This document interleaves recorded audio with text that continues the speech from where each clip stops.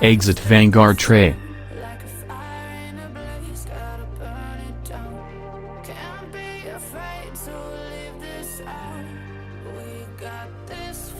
Shut down and turn on the PC again.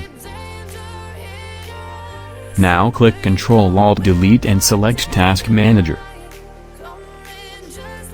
And all applications that can use the internet.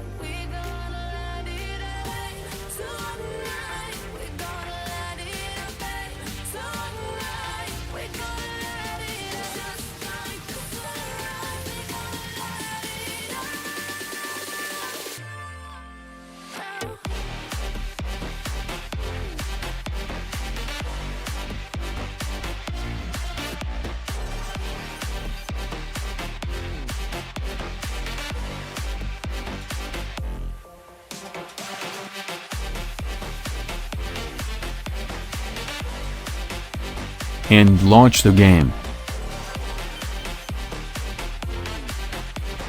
If it still has the problem, just spam WASD keys.